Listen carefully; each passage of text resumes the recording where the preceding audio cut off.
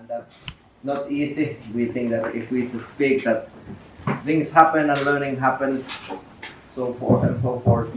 But as you have, I believe that some of you have been now first time in Finland and having the first personal experience to visiting some schools and speaking with teachers and even with students. So I think I want to value the time for your ideas, your questions, and if there is time left, then I just have it on the background from our core curriculum, what we should be teaching from digitalization, from the media skills, from the ICT skills, etc., etc.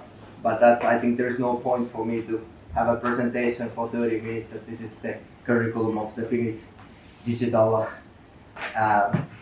learning, because it can be all found in internet in various languages.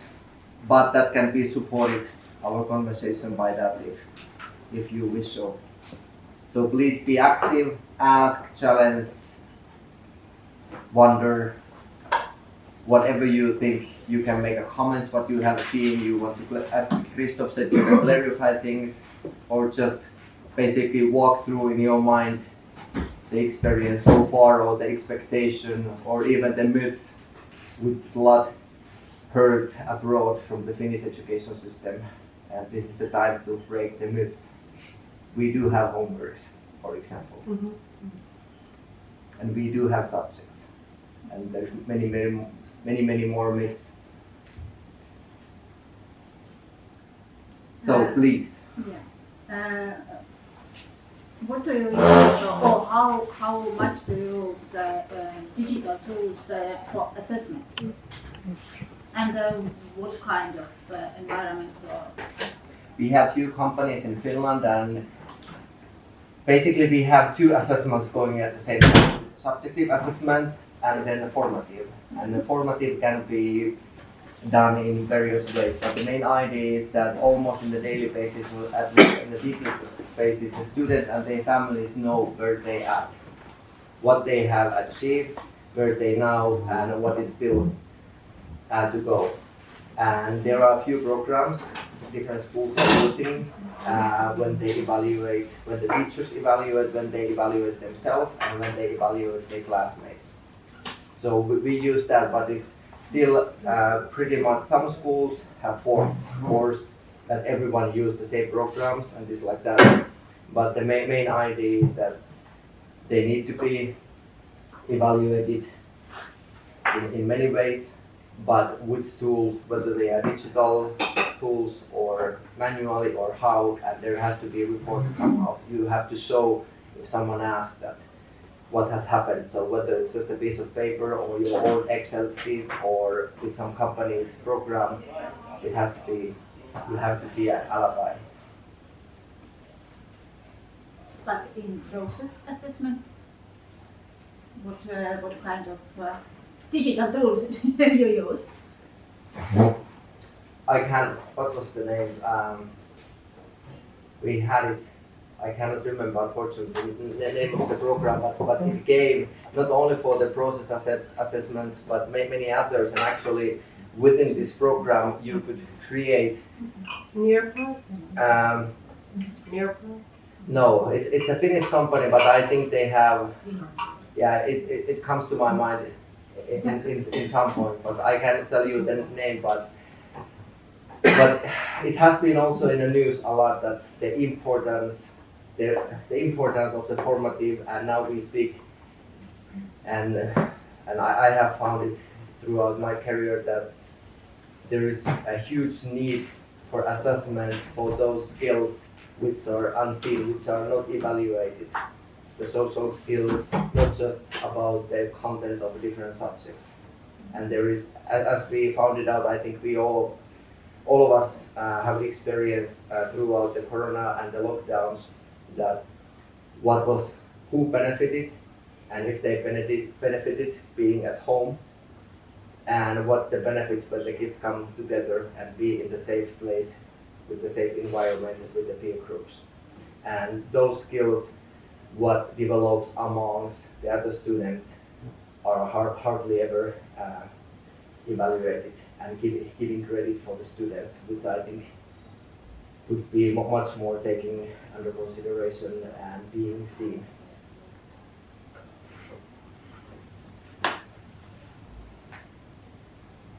Yes. Biggest question mark in my mind, and I saw very many beautiful things, but what I admired the most was that spirit of autonomous learning and of responsibility in students. And if you can tell me anything, how you develop that in students, that they go out, they do the task, they come back. I mean, it's amazing. Or Yeah, I could answer it for that question for the next week, but I have taken many risks, and I think, yes, we do have, I would say, 100% autonomy as a teachers and educators, however we reach the goals.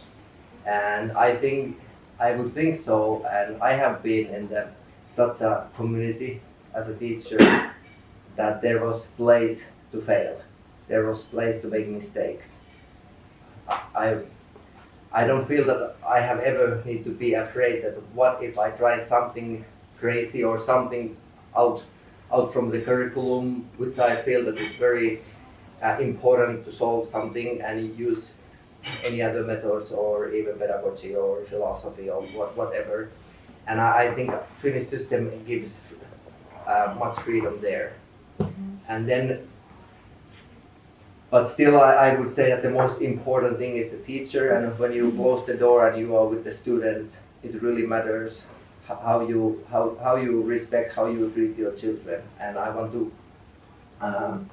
summarize quickly. There was, I think it was published in April, a research from Helsinki from 6 schools, and all those 6 schools come from very bad reputation areas, but three of the schools succeed very well and 3 of them not.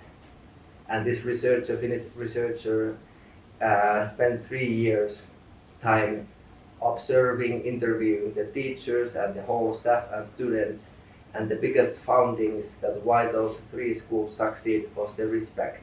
How do you speak? And I think the worst thing anywhere in the world, it still exists in some scale in Finland, that how teachers use their authority. And if it involves humility, you humiliate the students, or you have your authority by creating a fear, those are, in my opinion, the worst things you can do. No matter what is the behavior of the student or how they act, how frustrated we are as an adult, that often in the situation when teachers and educators are tired, we forget that these are children with the children mind. We know what happened in teenagers' brain. They actually, then as it goes down, they kind of got in a pause mode. And that explains, I don't know if it explains, but it gives a bit more understanding of that why 14, 15 years old boys and girls, they have some crazy things what they do. And there is actually a lot of what explains from the physiology and they growth.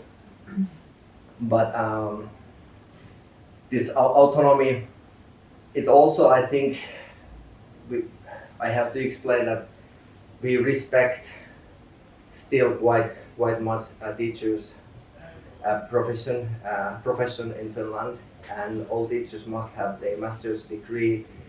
And the starting point to be a teacher in Finland is much different than in many other countries, that they have opportunity to choose the top ones and the motivated ones. And in many other cases, I know that if you don't find any other places, okay, let's go to the teacher training. And I remember from 1999, I did a first little research from Jyväskylä-ben, Hungary, and it was 7% of the students who graduated from the teacher training. They stayed in the field.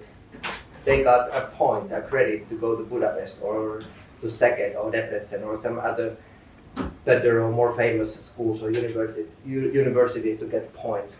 But there was absolutely no any motivation whatsoever for the majority of the students. But there's many other explaining issues wise in a way. And, but I think it's still the minority who graduated from the field of education who actually stays in the field in many countries. But in Finland, it was 1995, we didn't have any more these so-called school checks, that we don't have to report that how we develop ourselves. We don't have to report that how well there is no competition between other schools or in the state, that how we achieve. There is, from the Ministry of Education, there is a huge trust what's happening locally and in the schools. And I think that whole setting put us in a very different perspective.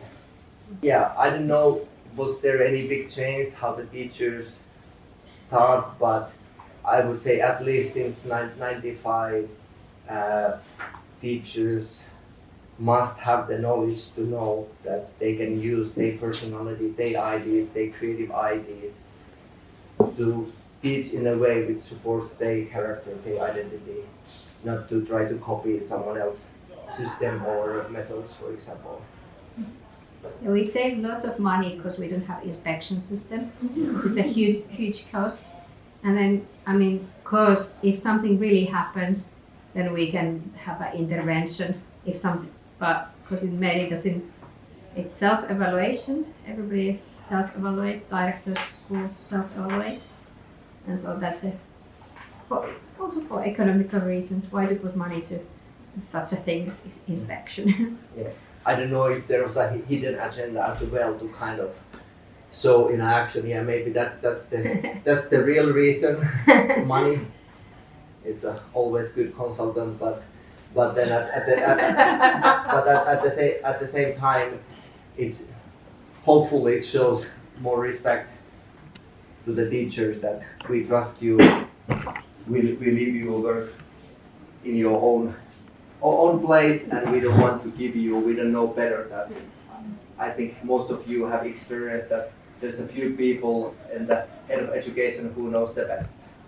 In Budapest, there's a few people who knows the best how you teach in Nagyörös, or how do you teach in some little villages in Hungary. And I think that's in most countries that only few have the control.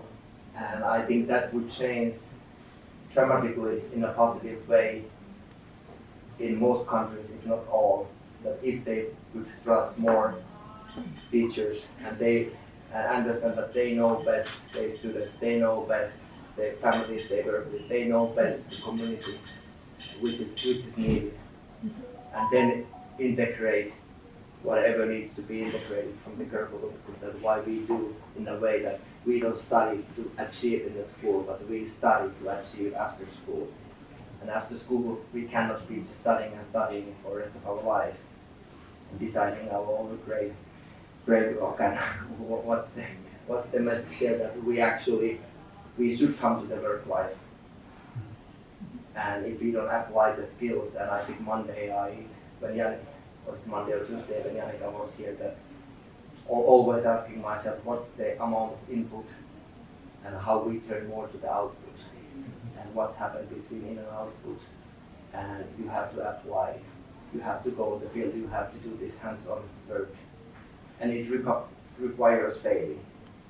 And I think any student is quiet for the reason that they are afraid of answering or expressing themselves, then I think that's the most important thing to change in this classroom. And it's not the easy thing, but those are the alerting things for teachers to kind of notice. Not come firstly with your own agenda, but kind of having this few minute quietness and trying to feel and understand that is everything okay. Kind of making sure, of course, you cannot help everyone and whatever their needs and backgrounds are, but at least giving a little time, few seconds or a few minutes in daily basis, time to reflect, to share a little bit what happened yesterday, what happened over the weekend. And those in the people's life, not only children, even working with adults, it's the same principles can be applied.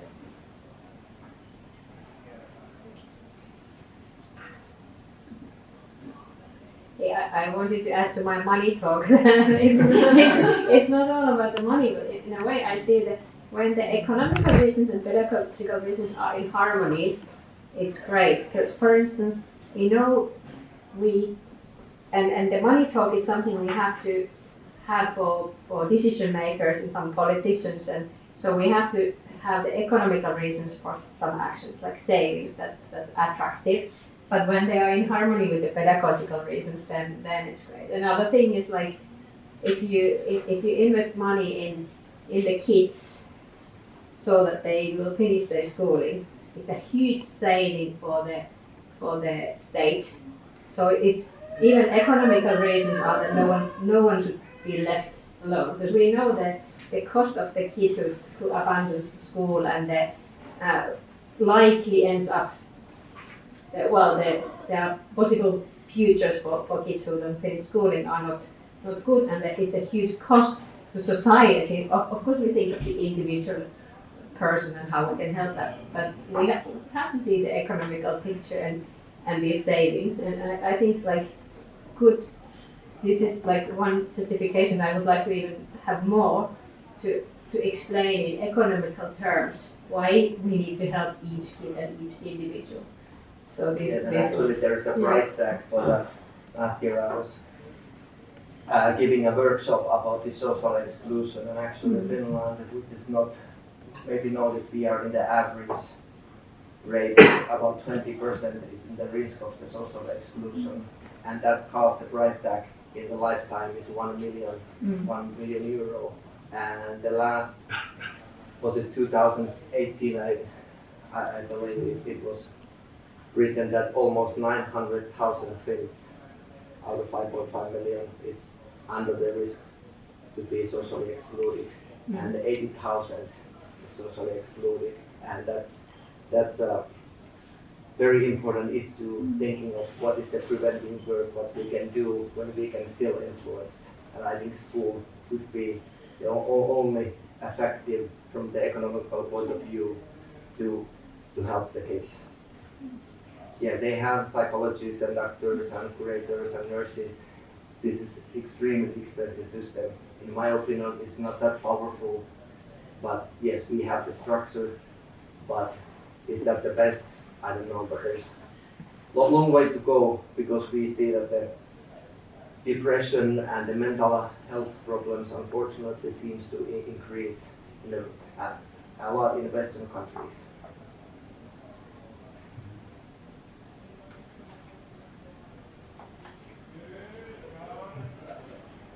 More happy topics? So I would like to say, does it mean that the teachers are prepared for their work really well, and really good teachers go to schools? Schools can choose really the best candidates for the positions, and then the teachers are really trusted. I think it's great. Yeah, that's Okay. yeah. The teachers' work is really popular in Finland. I would say it is still, but it's not exactly. Yeah, it's not the same. I remember when I moved here, and they were hiring for some schools a teacher.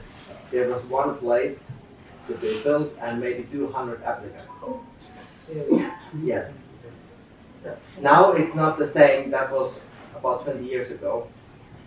And of course, Jyväskylä, it's a famous university city. We are the only city. We have the physical education teachers learn here. We have the laboratories here, and we have, let's say, the top knowledge and the equipments in terms of physical education here in our city. So this is maybe more difficult to get permanent teacher's job than many other cities, many university cities. But I think the careers are already much longer. We know that in our history, my father was in the factory, worked 43 years in the same place, physically same place. I think there is no more careers that you work more than 5, 10 or 20 years. Maybe teachers are still on average way above the other professions, but that's kind of a trend that the working circles and people change. Like we have a lot of representatives in our parliament who used to be teachers. It's quite many percentages. I think it's over 10 or 15. Didn't it used to be that if you don't get a teacher position, you go into politics? That's one way to put it. So anything else? Because half of the group you visited Christian school and the other half Norsi, or anything else you had on your mind, or the expectation, or even the rumors or myths you had it on your mind, whether it has to do with this digital learning or just learning or education itself. Jyväskylä. Before we would go to myths, we've seen in the two schools we've seen a different like balance or a different occurrence of digital tools, digital technologies. In North Sea there were plenty and teachers were telling us about it, those who visited North Sea. In your school we saw fewer but still quite a lot, like we saw eyeball and tablets distributed to kids, but we also saw that kids were using their own device. So how are these decisions made about what technology is introduced in education? Is it just as democratic as some other processes, or who decides what technology you use, and also who decides on the balance, so how much technology you could use, and if you have conflicts regarding this issue, like using your own device? I have 3 questions in one question. One by five. So it doesn't mean I only answer for one of those. Yeah, choose one. No, I try to cover. We go back to the autonomy, but yes, maybe this is the right point too. So we have this DVD opsi. You all are very familiar. This is now, there is no translation only in Swedish, but I don't know how much that would help. We have it now in our curriculum. Let's see if my internet works. It means, so I will translate it few main things. So it's a obligatory, it's a mandatory for the teachers in certain age groups to teach certain things. And I'll point you a few. So the students, they have rights for digital learnings. And these topics from Finnish language, for example, but it can be, yes, understood that it's totally integrated.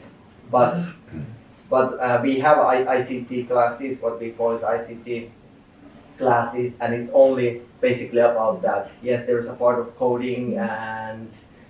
Is that like a municipality that makes the decision whether there's a special class ICT? Because this is kind of this tension, whether it should be integrated as a part of other subjects or a subject of its own. I can see some variation between... Yeah, in primary school it's easier because teachers teach many subjects for the student, and they spend 20 to 25 hours with them. But then as a subject teachers, they have 1 or 2, maximum 3 different subjects, and there is no time in many ways to integrate it. Someone has much better skills, so it's only benefits them, but someone feels extra pressure and extra stress that they have to use this and that.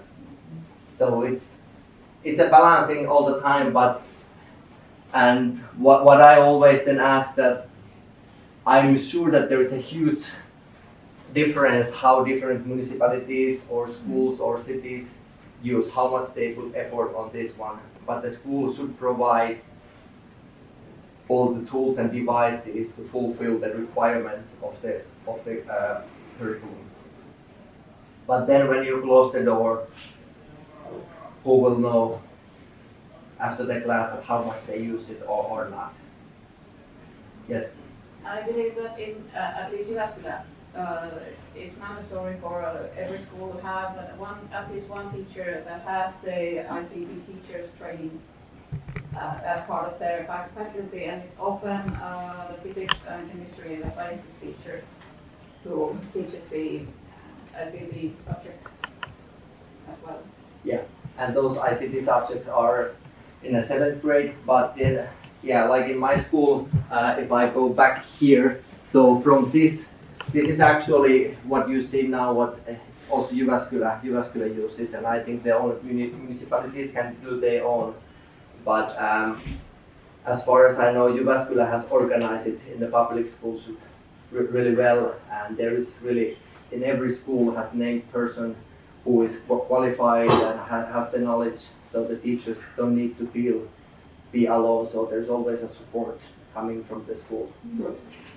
Did you talk about this tutor system, tutor teacher? I think you refer to the ICT teacher. Yeah, that's different Yes. thing. That's the tutor teacher is from the Jyväskylä city. Yeah. So it's outside of the school. There is a tutor that can hold courses for the teachers of the school, for example. There's this tutor teacher system on a national level that teachers, ICT tutors, they can do tutoring.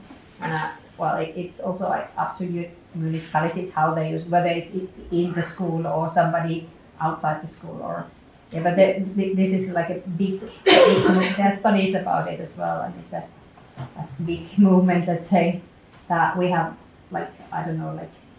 thousands of tutor teachers who can also support the other teachers. And they are normal high school teachers? With the special skills in ICT, and either experience or education background. Jyväskylä also has specific personnel in the city itself to support the teachers that are not employed in schools, but they are only doing the tutor. Yeah, but this is what Jukka probably has been talking about, this autonomy between municipalities and within school, and teacher autonomy, and so we have this requirements, and then they are taken care of, but then the real application depends. But we have tried many things. I think I work all the time with the universities and public and private sector, but I think what Jyväskylä does now is quite well, really well organized. I don't want to mention a city name in Finland, but they put it 90 million euros, and the idea was that every 3rd grader would get their own laptop. So the idea was to save from the books, because there is electric books available, and you can probably imagine that was that very sustainable decision. That every 3rd grader, and they can keep that, and if it breaks, they will upgrade and get the new one. So they will have the city promise that from this year, all the 3rd graders will get the new laptop, and it carries out throughout the school. So more screen time, and there has been, so that was one city's solution, but quite soon they found out that wasn't the smartest idea. But this has nothing to do with what Jyväskylä is doing, but it's still kind of referring what Tina said, that every municipality has their own way to invert it and do different things. And at least we learned that don't copy, don't do this way. But of course, in my opinion, I think we have quite a much knowledge, but we already know what won't work anyways. So anything? Anybody else? Oh, Chilla, did I cover even? Thank you. I think I listened to Jukka and me myself, and we also represent this. We are very self-critical in Finland, and that's kind of, I would say, typical to Finns, that we are always self-criticizing our system, and we are worried. It's kind of this we are worried, what if something happens? How do we keep that? This is like this constant self-criticism toward our system. So I think it's because I've been living in other countries, and I think this is really good that we are worried. It's not, we shouldn't be overly worried, but constantly what will happen in the future? How do we keep these things, and how do we, and what if this happens, and if we lose this teacher appreciation? And so we're constantly thinking how to keep our system like the quality of our system, and I kind of hope that it will stay that it's like a Finnish quality of criticizing our system in order to improve it and find improvements. Do you agree, Jukka?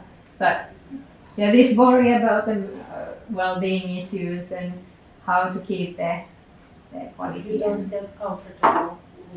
I don't think we are very comfortable. Yeah, I think it's Relaxed. no.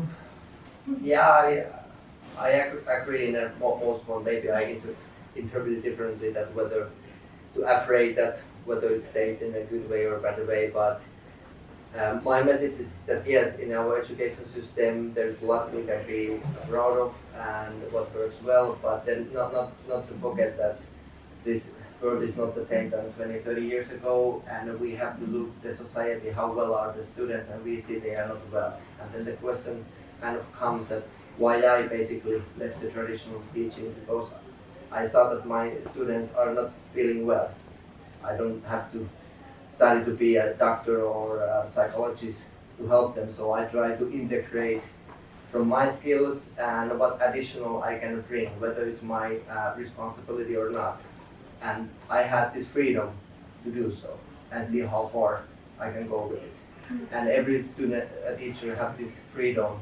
And of course, I have tried many things, and all stories have not finished great, but when we try something, we find it out, okay, that's not the right way, we can stop it and change the direction. And I think having this confidence that I can try things without being accused or dropped or punished help us, and I think it's very healthy in a way to be critical, not always, oh, today went badly.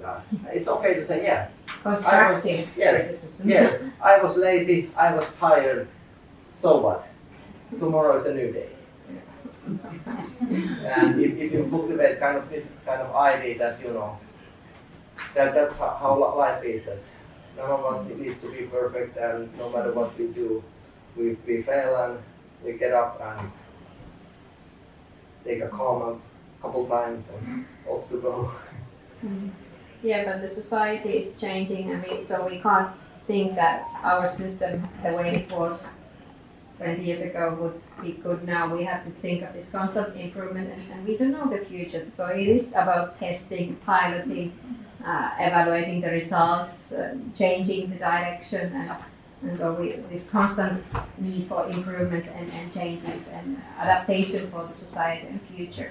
But yesterday I spoke with someone, and for my interpretation, this is not what Tina said, but it came from this adaptation that often we kind of accuse that the society is changing. Like the society could be a person, that there is someone in the society who confuses us all.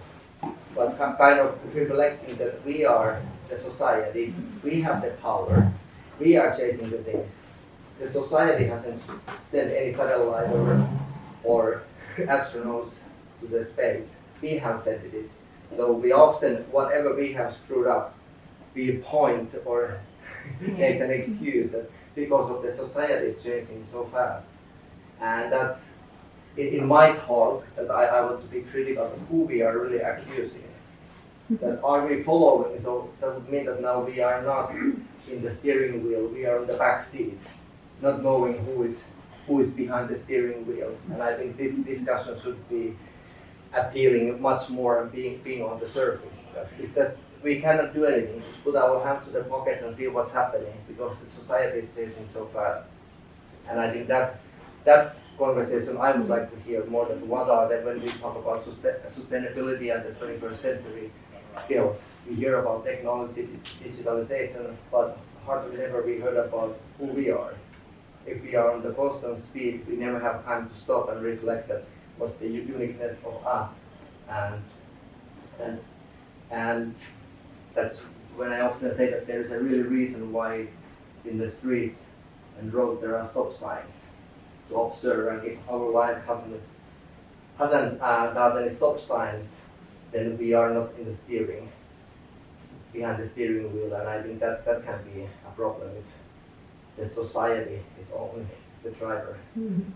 If you understood, but still kind of the soft values, what I'd like to be present at the same time, mainly when we speak about the future skills, that no matter how talented you are, no matter how big is your memory, no matter what kind of algorithms and coding you are capable of doing, but if you are not controlling your life, if you are not controlling your emotions, if you go crazy when the wind comes or something sudden happens, if you go totally lose the control, then I think how much it has helped you. And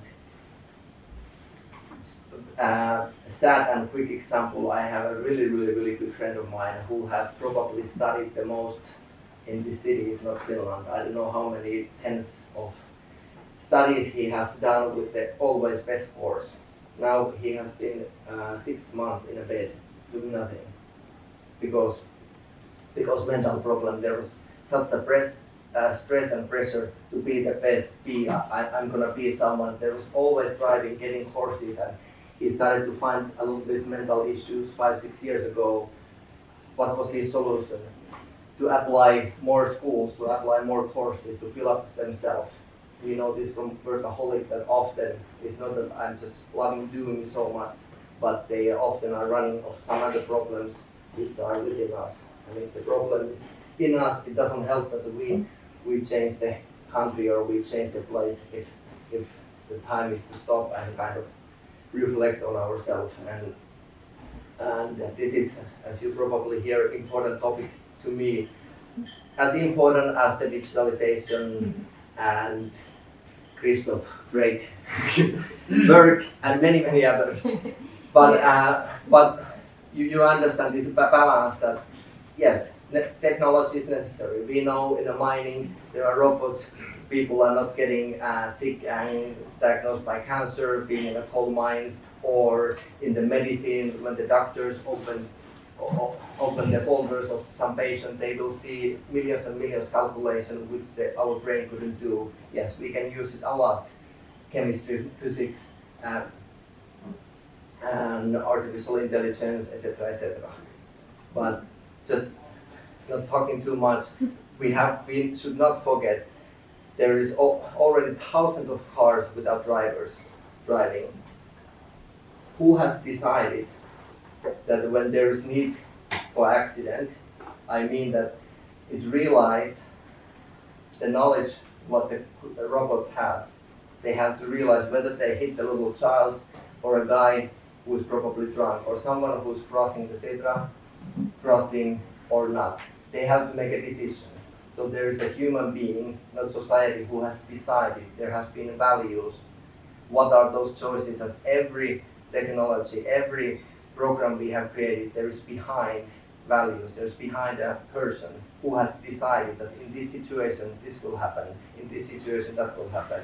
And that's often we only never understand that, or we forget that behind all this there's a human being thinking with values, with morals, whether it has economical motivation or moral motivations or ethnical or religious or anything.